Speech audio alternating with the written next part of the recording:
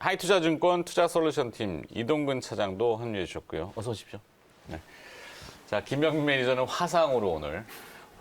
이 언택트가 힘드네요. 뭐 호흡도 조금 잘 안 맞고 그렇죠. 1월 말까지는 우리 김명민 매니저 이 화상 연결을 좀 하셔야 되니까 좀 양해 부탁드리겠고, 이제 소리가 조금 이제 울림이 하우링이 좀 있었는데 장비 좀 교체하셨죠? 네. 네. 약간 딜레이도 걸리고. 아까 이제 유니셈을 얘기하셨는데 끄트머리에 이제 제가 말하다가 시간 때문에 줄었는데, 유니셈이 보니까 재무제표가 3분기 누적 매출이 1,570억, 영업이익이 253억 이렇게 되니까 아직 4분기 온기 매출이 다 나와보고 실적이 나와봐야 되겠지만 현재 시가총액 2,600억이면은 절대 가치로는 싸다 이렇게 해도 되겠죠?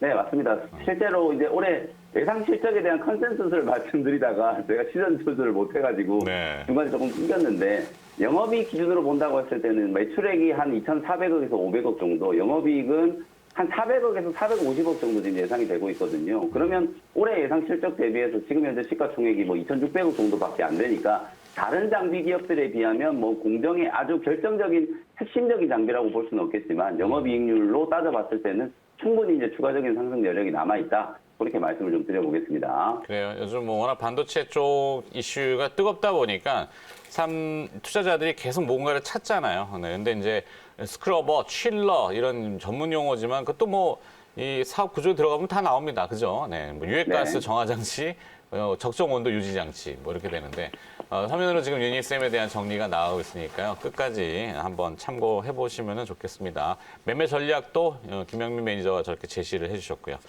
자, 이제 이야기를 좀 확장해 보기 위해서 일발 장전을 해보도록 하죠. 오늘 일발 장전의 주제는 코로나 바이러스를 피해서 우주로 이런 타이틀인데, 조금 뭐랄까 은유적인 표현이겠죠. 우주에 바이러스가 있는지 없는지 나가봐야지 알겠는데, 사람이 나가고자 하는 것보다는 이제 관련된 기업을 찾는 거죠. 잘 아시겠지만 스페이스X라고 하는 일론 머스크의 그 거대한 그 이슈들, 또 상장을 앞두고 있고 뉴욕에서 미국에서 아마 올해는 이 우주 분야 기업명이 나와버렸네요. 한국항공우주입니다. 지난번에 그 정경민 차장이 나와서 한번 얘기를 해주셨는데 그 내용 이외의 거를 한번 더 다뤄보도록 하죠. 올해 방위비 증액이 우리나라에 있었는데 이 항공 전투기 분야 예산 증액이 가장 높아요. 전체 국방 예산이 한 53조 원 가까이 되고 5.5%를 증액했는데, KF-X 시제기 산업, KF-X는 글자 그대로 이제 전투기입니다. F는 이제 파이터라는 개념의 약자이기 때문에 고등훈련기에 이어서 이제 전투기 쪽으로도 시제품이 올해 나온다고 하는데, 이건 이미 노출된 거고, 그 다음에 이제 대한항공하고 아시아나 합병 이슈가 아직 오늘 또 나올 텐데, 이제 국민연금이 반대는 한다고 하는데, 만약에 그냥 합병을 하고 순리대로 간다면은 대한항공 합병 법인은 아마 대규모 적자 부분인 이 제작 부분을 구조조정할 겁니다. 그렇게 되면은 한국 항공우주하고는 방산 분야에서 입찰 경쟁이 좀 이 비딩하는 그 경쟁률이 낮아지는 거죠. 그러니까 한국 항공우주가 좀 높아지는 거예요. 실제 지난번에 그 수리온 입찰할 때 대한항공 때문에 한국 항공우주가 대충 한 단가를 두 자릿수 가깝게 깎아갖고 입찰을 응한 적이 있어요. 정확한 요일은 말씀드리긴 그렇고. 자, 그 이슈 때문에도 이제 주목을 받을 수 있고, 이제 앞당겨지는 이 6G, 5G는 넘어섭니다, 이제. 그래서 이 6G를 하려면 어제도 말씀드렸지만 저궤도 위성으로 쭉 전체 지구를 둘러야 됩니다. 수만 개가 될 것 같은데, 일론 머스크의 스페이스X가 다 두를 수는 없고, 각 국마다 할당된 그 분야가 있겠죠. 그러면 이제 우리나라 같은 경우도 지난번 한미 미사일 협정 개정을 통해서 우주 발사체에 이제는 고체 연료를 쓸 수 있게 되잖아요. 그럼 이제 저궤도 위성과는 쉽게 올릴 것 같습니다. 그러니까 발사체 쪽으로도 이 한국 항공우주가 또 특화된 기술력을 가지고 있으니까, 사업 구조를 보면은 군수항공, 민수항공인 분야가 한 66%, 그 다음에 이제 기체 부품 분야가 34%인데, 미국도 이제 백신이 보급되고 경기를 부양하고 그러면 보잉 737 제작이 다시 생산이 재개될 겁니다. 거기에 부품을 내요. 기계 부품을 대기 때문에 실적으로 이제 연결될 가능성이 올해 농후하다. 그리고 마지막 포인트는 이제 많이 들어보셨겠지만 UAM이라는 약자를 씁니다. 얼반 에어 모빌리티 하늘을 나는 거죠. 드론 택시라고 생각하시면 되는데 현대 쪽하고도 계속 타진을 하면서 이슈를 잡고 있고 주가가 과거에 보면 10만 원에서 지금 2만 원 5분의 1 토막 나 있어요. 이 회사가. 중간에 우여곡절이 좀 많았긴 했는데 올해는 턴어라운드의 가능성 매우 높다. 시가총액이 적지 않은 기업이다. 제가 보는 입장은 이 정도. 자, 이동근 차장께서 조용히 계셨지만 이제 살을 조금 붙여주시면 되겠습니다. 사실 이제 작년에 어떻게 보면은 가장 좀 소외가 됐던 업종 중에 하나가 이 방산 관련된 업종이라고 볼 수가 있을 거예요. 주가의 흐름도 그렇고 네. 사실 가장 큰 이유는 이제 해외 수주라든가 이런 부분들이 거의 전무하다시피 했어요. 사실 이게 코로나19의 영향도 있었고 사실 그런 부분들이 아무래도 좀 작용을 했던 부분들이 있고 결국 그런 부분에서는 적어도 이제 올해는 이러한 작년에 어떤 이런 부분 올해 이제 지금 연초의 어떤 분위기는 앞에서 이제 앵커께서 항공하고 좀 얘기를 해주셨습니다만은 방산업종 전반으로 봐서도 이런 정부의 어떤 그런 방위비 증가라든가 또는 이제 해외로부터의 어떤 수주 기대감들의 증대 이런 부분들이 아무래도 올해는 좀 이제 작용을 할 수 있지 않겠는가라는 말씀 드릴 수가 있겠고요. 결국 가장 큰 매력은 주가가 좀 가장 싸다는 부분들. 예, 지금 그러니까 전체 지금 시장 내에서 보더라도 항공우주는 말할 것도 없고 이 방산 업종에 들어가 있는 많은 종목들이 사실 주가들이 상당히 좀 지금 저가에 와 있다는 부분입니다. 이 부분이 네. 어떻게 보면은 하나의 또 이제 투자 포인트라고 볼 수가 있겠고요. 이제 앞에서도 잠깐 언급이 됐습니다만은 지금 저는 좀 주목하는 부분들이 물론 한국항공우주에 좀 이제 추가하자면은 이제 저기도 이제 인공위성 관련된 이런 부분들에 좀 전 주목을 하고 있습니다. 사실 최근에 이제 이슈 중에 하나라면은 여러분 아시는 한화 시스템 같은 회사가 미국의 이런 인공위성 안테나 전문 기업입니다. 이제 이런 카이메타라는 회사를 갖다가 한 330억의 지분 투자를 해가지고 이제 지분을 확보했어요.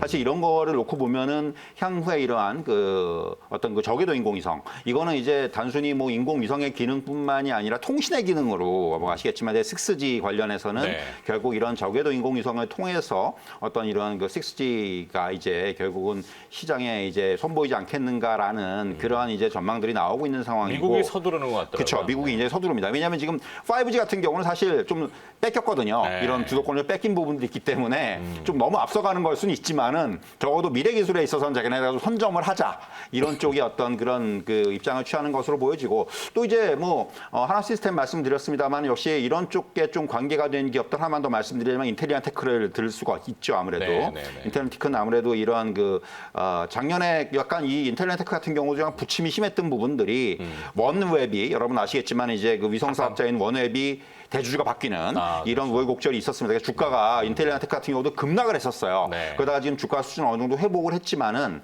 어쨌든 간에 이 원웹이 이제 아시겠지만 대주주가 영국 정부하고 이제 인도 바르티 글로벌 컨소시엄하고 이제 대주주로 새로 등극을 하면서 이제 본격적인 투자가 올해부터 나타날 것으로 보여지고 그러면은 성장률이 그러니까 잠시 좀 주춤했던 성장성이 다시 한번 부각이 될 수가 있다는 부분들. 인텔리안 테크의 이런 특히 이제 위성 사업 관련된 이런 기술력은 굉장히 앞서 있거든요. 뛰어난 이제 글로벌리 봤을 때도 굉장히 뛰어난 상황이기 때문에 이런 위성 통신 안테나 관련돼서 특히 이런 부분들은 상당히 향후에 좀 시장에서 부각이 될 수 있는 그러한 종목입니다. 그래서 이제 인텔리안 테크 또 이제 한화 시스템 이런 종목들이 아무래도 이제 이러한 저궤도 인공위성이라든가 이런 쪽과 좀 맞물리는 그런 기업들이 아닌가 이렇게 좀 말씀드릴 수 있을 것 같아요. 그래요.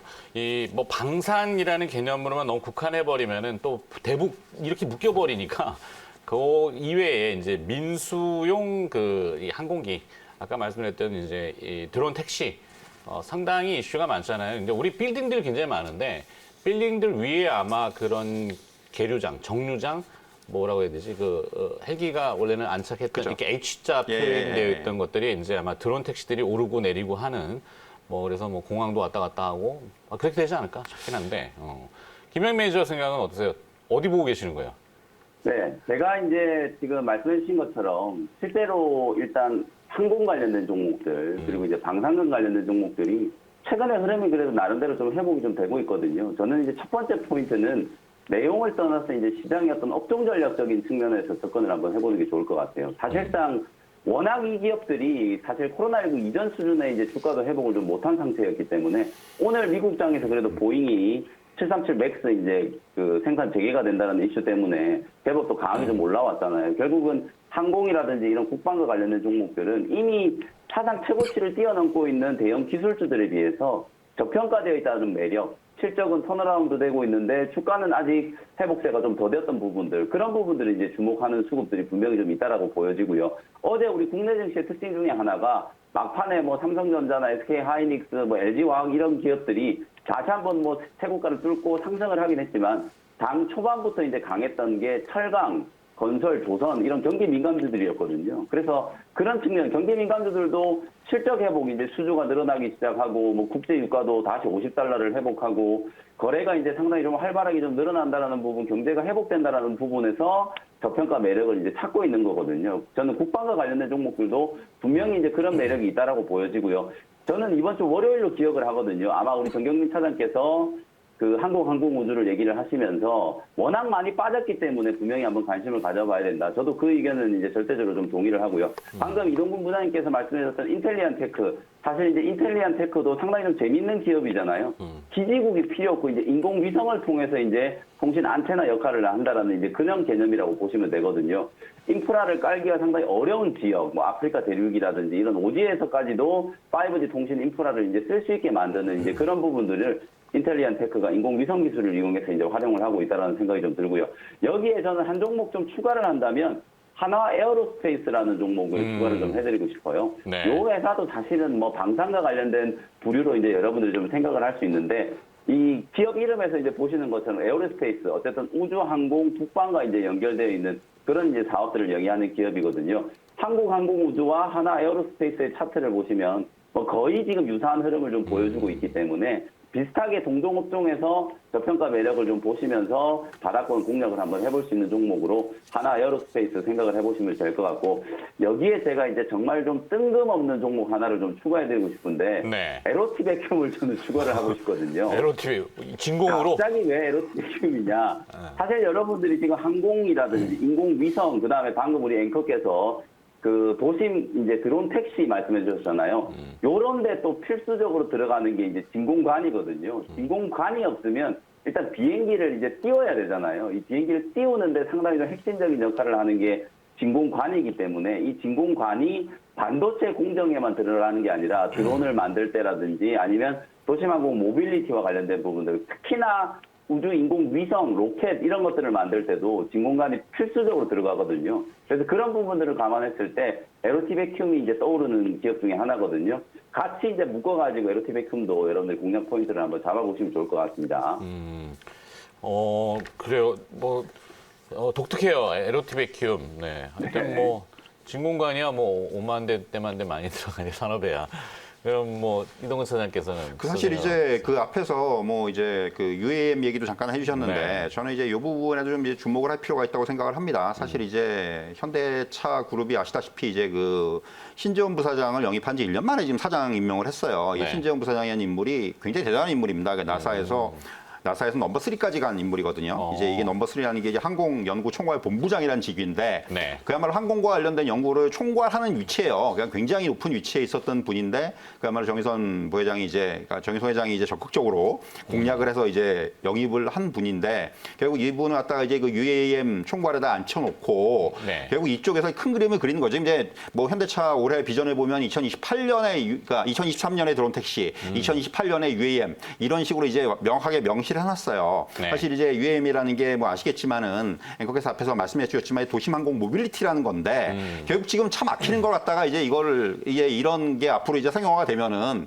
안 막히고 이제 그 옛날에 이제 우리가 공상과학 영화에서 보던 그렇죠. 그러니까 하늘에서 이제 왔다 갔다 하는 네. 이런 것들을 하겠다는 얘기인데 다만 이제 이게 뭐 지금 빨라도 이게 상용화되려면 적어도 이게 뭐 몇십 대, 몇백 대 가지고 되는 상용화되는 게 아니지 않습니까? 적어도 네. 이제 뭐 지금 전기차도 이제 한 달에 1년에 130만 대, 한 300만 대 팔리니까 이제 좀 뭐가 좀 되는 것 같이 느껴지는데 적어도 그렇죠. 마찬가지로 UAM이 상용화되기 위해서는 적어도 몇십만 대가 왔다 갔다 해야 되거든요. 그러기 위해서는 정말 앞에서 말씀하신 뭐 계류장의 문제라든가 네. 또 이제 노선의 문제라든가 충돌이 나면 안 그렇죠. 되죠. 충돌이 나면 안 되니까 이런 시스템, 그러니까 그 어떤 그 이런 것들이 전반적으로 갖춰져야 되기 때문에 적어도 한 20년은 걸릴 거란 얘기를 해요. 이제 시작을 하더라도. 그렇기 때문에 네. 이제 그야말로 시작인데 왜 현대차가 이런 쪽에 지금 계속해서 자꾸 이제 드라이브를 걸고 뭔가 집중을 하고 있는 거냐면은 결국 앞에서 이제 미국이 마치 그 6G 산업에 선점 들어가는 것처럼 똑같은 거죠. 그러니까 이게 되게 언젠가는 될 것이다. 그러려면은 먼저 시장에 진입을 해서 먼저 이 기술을 선점을 하고 뭔가 이제 앞서가는 것이 중요하다. 결국 이러한 그 생각이 아니겠는가라는 생각이 듭니다. 그렇기 때문에 네. 결국 이 UAM이 아직까지는 좀 먼 미래 얘기지만은 결국 항상 이 지금 또 주식 시장이라는 것이 이러한 먼 미래를 먼저 반영을 하지 않습니까? 네. 그러다 보면은 이 UAM 관련주도 아직까지는 뭐 이게 딱히 뭐가 UAM 관련주라고 떠오르는 것들 뭐 기껏해야 드론 관련주 이 정도인데 네. 아마 이런 것들이 조만간에 하나둘씩 등장을 할 거예요. 그러면 주가는 생각보다 굉장히 강하게 갈 수도 있습니다. 이 부분에 저는 한번 좀 관심을 가질 필요가 있다. 이렇게 말씀드릴 수 있을 것 같아요. 네.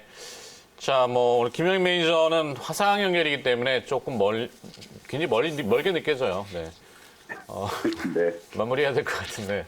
네, 끝으로. 마음은 제가 스튜디오에 있다라는 거 다시 한번 말씀드리면서 3,000포인트 오늘 볼 부장님 텐데. 말씀하시는 거 들으면서 언뜻 떠오르는 생각이 과거에 우리가 이제 2013년, 14년에 테슬라라는 기업을 우리가 어떻게 바라봤는지를 다시 한번 좀 되짚어보면 될 것 같거든요. 그 당시만 하더라도 진짜 이 테슬라라는 기업이 과연 전기차를 진짜 이렇게 대량으로 양산해낼 수 있을까? 실제로 이 전기차 시장을 이렇게 테슬라가 장악을 할 줄은 아무도 예상을 못했었거든요. 근데 불과 한 6, 7년이 지나고 나니까 지금 전기차의 표준이 돼버렸잖아요. 그런 것처럼 뭐 도시망공 모빌리티, 우리 부장님 말씀하신 것처럼 정말 먼 미래의 얘기이지만 실제로 이제 시장을 선점해 나간다는 게 이제 얼마나 중요한 건지를 우리가 테슬라를 보면서 다시 한번 상기를 좀 시켜볼 필요는 있다라는 생각이 좀 들고요. 그런 차원에서 사실 관련된 종목들이 이게 전혀 기술력이 없거나 상용화학 가능성이 없는 허무맹랑한 얘기를 하는 건 아니거든요. 정말 이제 드론 택시가 실제로 우리나라에 항공에 이제 날아다니는 그런 모습들을 이제 보는 게 불과 이제 뭐 한 7, 8년 정도 이후면은 분명히 이제 그런 부분들을 좀 볼 수 있다는 얘기이기 때문에 관련된 기술들은 분명히 좀 개발을 하고 있을 거예요. 실제로 많은 기업들이 이 미래차 시장이라든지 이 도시망공 모빌리티와 관련된 부분들에서 공격적인 이제 투자를 한다라는 것만 보더라도 바야흐로 그야말로 이제 지금 시장은 성장주의 시대잖아요. 뭐 그런 관점에서 봤을 때는 우주로 간다라는 게 뭐 먼 미래가 결코 아니다. 실제로 이제 테슬라가 성장해온 궤적을 본다면 지금부터 정말 좀 준비를 해야 될 필요는 있다라는 거를 말씀을 좀 드려보도록 하겠습니다. 네. 오늘 화상으로 이벤트가 있나요? 네, 오늘은 무료 방송은 없고요. 수요일이기 때문에 무료 방송은 좀 쉬어가는 흐름이고 어쨌든 내일은 제가 좀 더 매끄럽게 준비를 잘 해가지고 다시 한번 인사를 드리도록 하겠습니다. 알겠습니다. 자, 종목 키워드 들어봤고요. MBN 골드의 김영민 매니저가 수고해 주셨습니다. 고맙습니다. 네, 감사합니다. 네.